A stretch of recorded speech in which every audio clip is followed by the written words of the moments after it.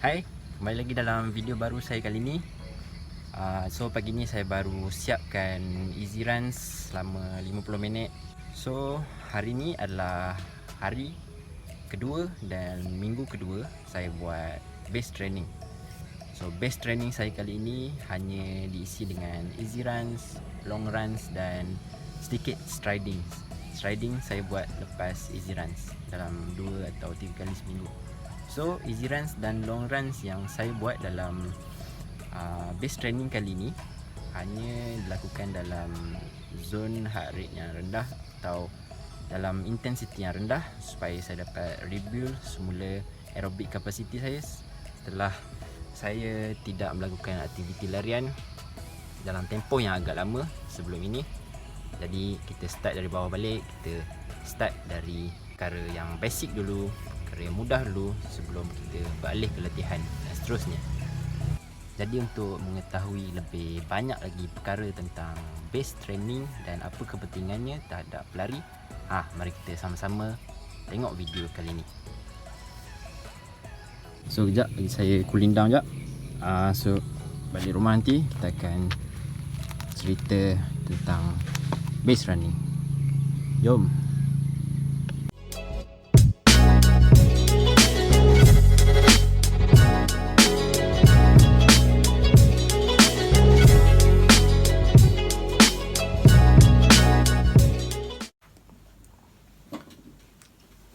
Hai, Assalamualaikum dan salam sejahtera. Kita bertemu lagi dalam video baru saya kali ini yang bertajuk base training dalam larian dan apa kepentingannya.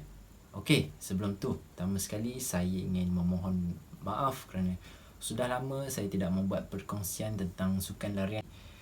Jadi buat yang pertama kali menonton video ini, anda semua boleh menekan butang like dan subscribe di bawah ini sebagai tanda sokongan. InsyaAllah dengan sokongan anda semua dapat jadikan pembakar semangat untuk saya lebih banyak melakukan perkongsian di channel ini.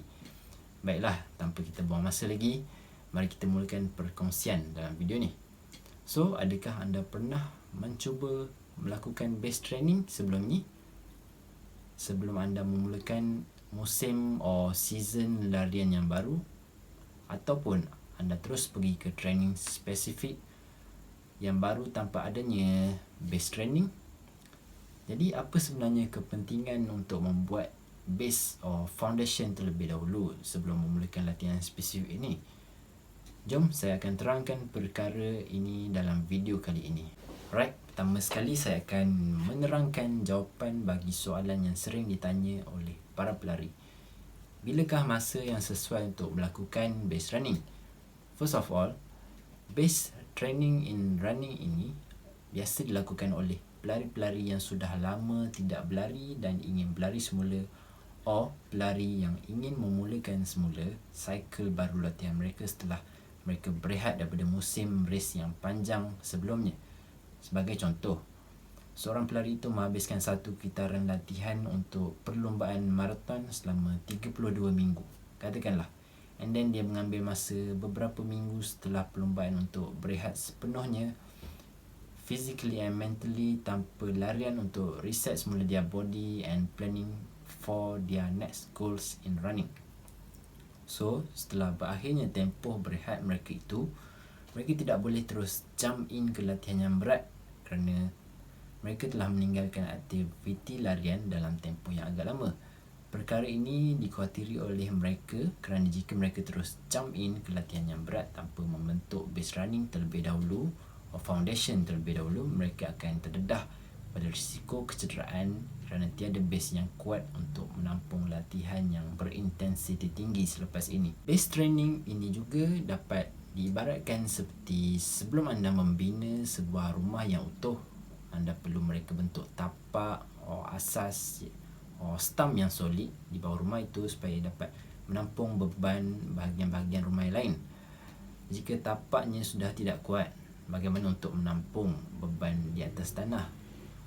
Begitu juga dengan base training. Jika tiada base training, bagaimana untuk menampung latihan-latihan yang berintensiti tinggi seperti tempo run, fartlek dan interval di bahagian spesifik training kelak. Next one, kita beralih pula kepada cara atau jenis latihan yang perlu dilakukan dalam base training. Basically dalam tempo base ini, runners hanya buat easy runs and long runs bergantung pada tahap kecergasan masing-masing. Buat pelari yang berpengalaman, mereka biasanya melakukan 3 long runs a week dan hari-hari lainnya diisi dengan easy runs. Okay, long runs bererti larian yang lebih daripada makan masa lebih daripada tempoh 90 minit. Mungkin buat kita sebagai pelari rekreasi atau hobby joggers yang berlari hanya 4 or 5 days a week, kita hanya perlukan 1 atau 2 long run seminggu dalam period base ini untuk mengelakkan risiko kecederaan, dan selebihnya diisi dengan easy runs dalam zone aerobik. Dan tempoh ideal untuk melakukan base training ini pula ialah 6 hingga 12 minggu sebelum memulakan training yang spesifik. Runners juga dinasihatkan untuk menaikkan mileage mingguan mereka secara berperingkat dan tidak terburu-buru untuk mengejar mileage yang banyak dalam waktu yang singkat secara drastik. Kebanyakan experts menasihatkan runners untuk meningkatkan mileage week by week mereka by 10 to 15% untuk training yang efektif. Sebagai contoh, minggu ini dia berlari 50 km, so next week dia akan berlari 10% increase, jadilah 55 km. So recovery week juga ada dalam period base training ini. Ia juga penting, dan dalam setiap 3 to 4 weeks pelari boleh memotong sedikit mileage sebanyak 50 to 25% dari mileage minggu sebelum ni untuk memastikan badan mereka lebih fresh for the next segment of the training. Contohnya week 1, week 2, week 3, okay, gradually up the mileage, and then at week 4 kita akan potong the mileage by 15 to 25% weeks. Then week 5 naik balik, and then at week 8 kita akan potong balik setiap 3 to 4 weeks. Juga dalam period base training ini, pelari boleh membuat fitness test di setiap 4 minggu seperti 3K or 5K time trial supaya anda dapat nampak progres yang terhasil dari base training ini. Dan apabila kita nampak progres, sudah tentu kita akan gembira untuk melihat improvement yang telah kita capai semasa di dalam base training. Instead of doing easy runs and long runs, strength workout juga boleh kita buat. Umumnya kita mengetahui bahawa dengan melakukan strength workout, ia dapat menguatkan otot dan sekaligus mengurangkan risiko untuk menghadapi kecederaan. Ada juga yang berpandangan di tempoh base training ini kita boleh buat latihan seperti tempo runs, progressive runs and fartlek, asalkan ia berada di bawah zone threshold. Ya, bagi saya tidak menolak perkara itu kerana latihan seperti itu boleh membuatkan badan kita lebih bersedia untuk berlari di pace yang lebih tinggi di latihan spesifik akan datang. Runners juga boleh cuba untuk buat latihan strides selepas easy runs dalam 5 to 6 reps in 2 or 3 times a week. So one of the benefits yang kita boleh dapat melalui base training ini ialah ia dapat meningkatkan speed and muscle efficiency. Aerobic base training dapat menggalakkan pertumbuhan mitochondria in slow twitch muscle fibers yang mana akan membenarkan tenaga dihasilkan dengan lebih cepat. Dengan itu, effort yang terasa easy akan menjadi lebih pantas dari easy sebelum ini. Kedua, base training dapat mendatangkan recovery yang lebih baik.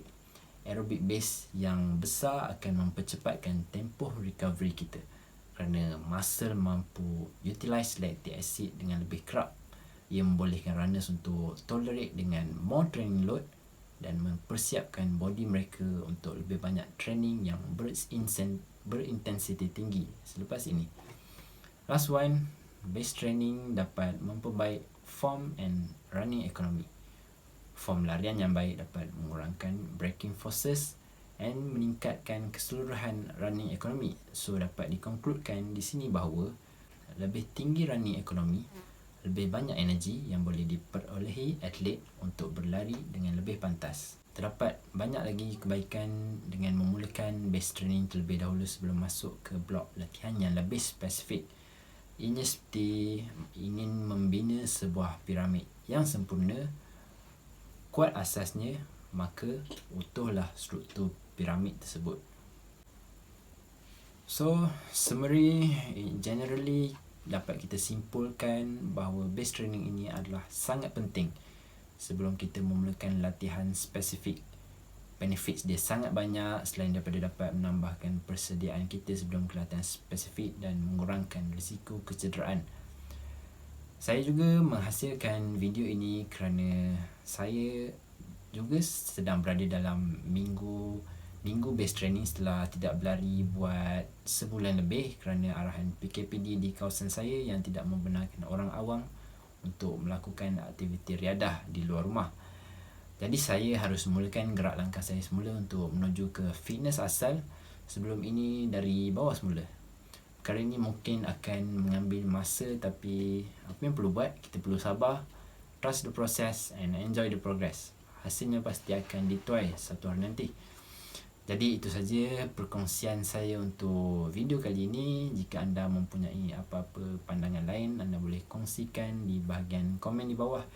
Dan sebelum saya mengakhiri video kali ini, sekali lagi saya ingin minta maaf kerana sudah lama tidak mengeluarkan konten yang baru.